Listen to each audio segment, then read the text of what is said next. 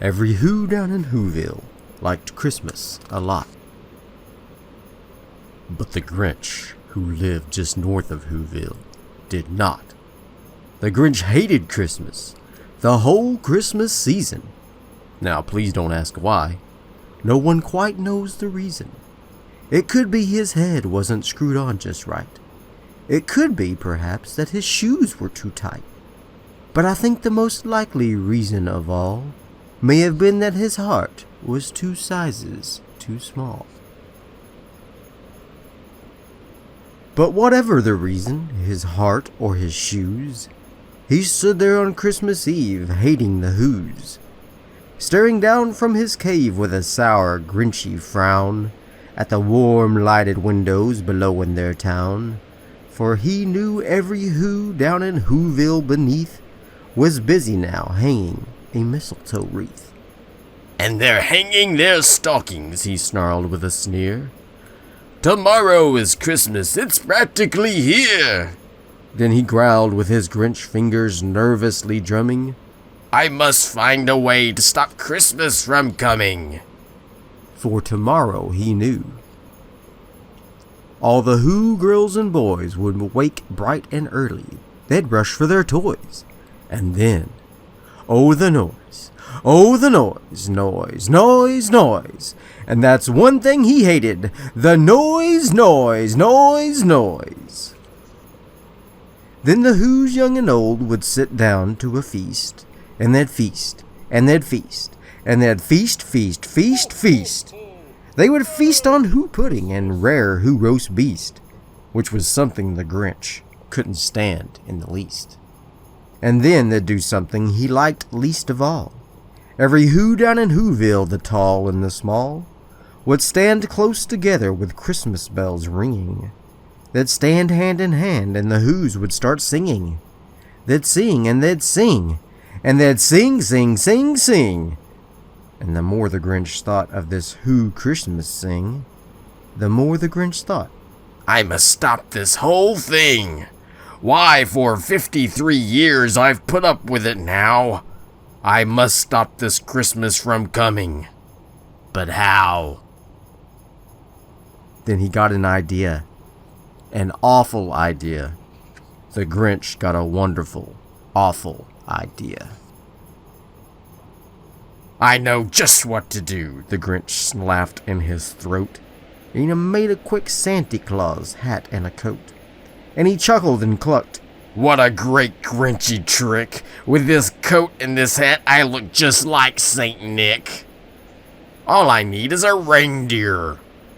The Grinch looked around, but since reindeer are scarce, there was none to be found. Did that stop the old Grinch? No, the Grinch simply said, "If I can't find a reindeer, I'll make one instead."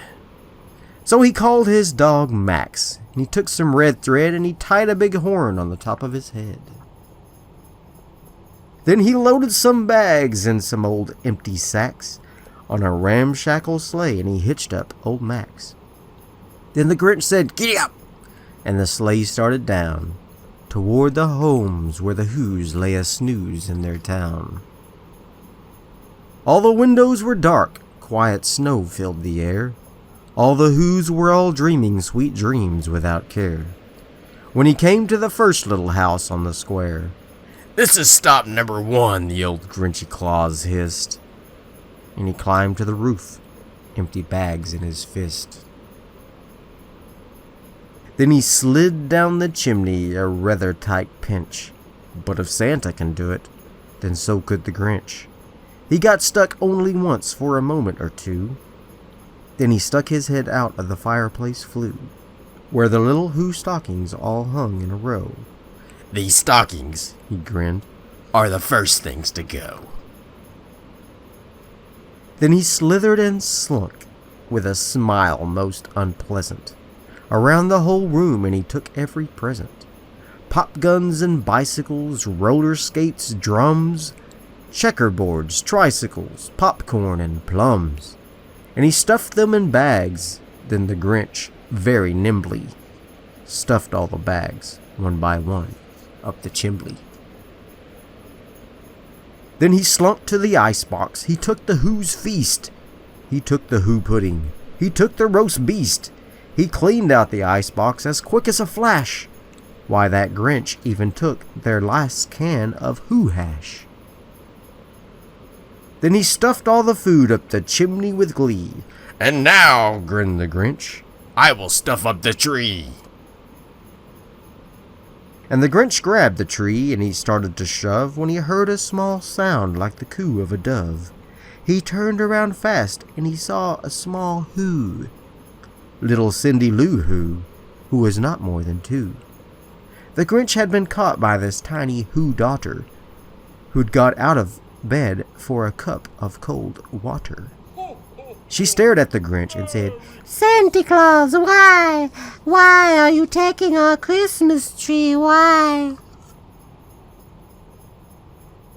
But you know that old Grinch was so smart and so slick, he thought up a lie, and he thought it up quick. Why, my sweet little tot, The fake Santa Claus lied. there's a light on this tree that won't light on one side. So I'm taking it home to my workshop, my dear. I'll fix it up there, then I'll bring it back here.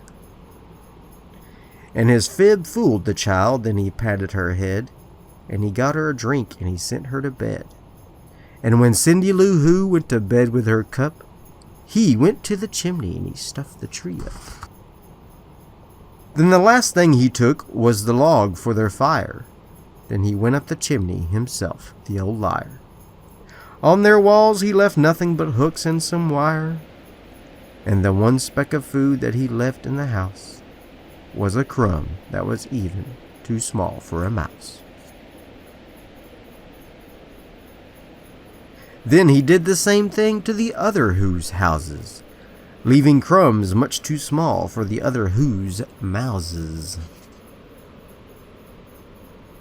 It was 1/4 dawn, all the Who's still abed, all the Who's still a snooze when he packed up his sled, packed it up with their presents, the ribbons, the wrappings, the tags and the tinsel, the trimmings, the trappings. 3,000 feet up the side of Mount Crumpet, he rode with his load to the tip-top to dump it. Pooh-pooh to the Who's, he was grinchiously humming. They're finding out now that no Christmas is coming. They're just waking up, I know just what that'll do.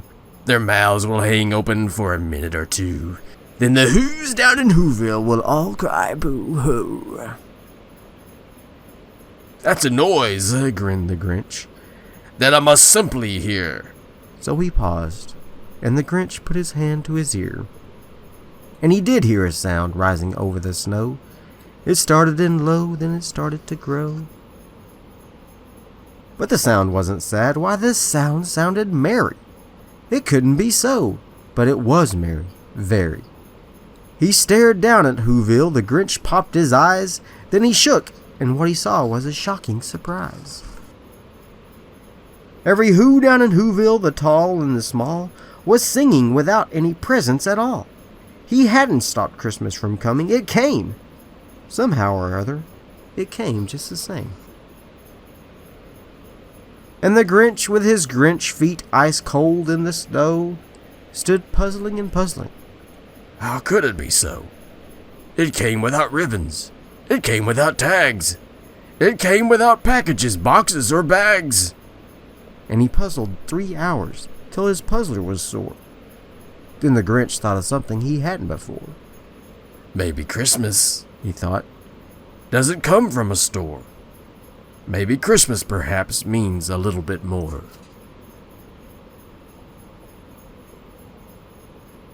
and what happened then? Well, in Whoville they say that the Grinch's small heart grew 3 sizes that day.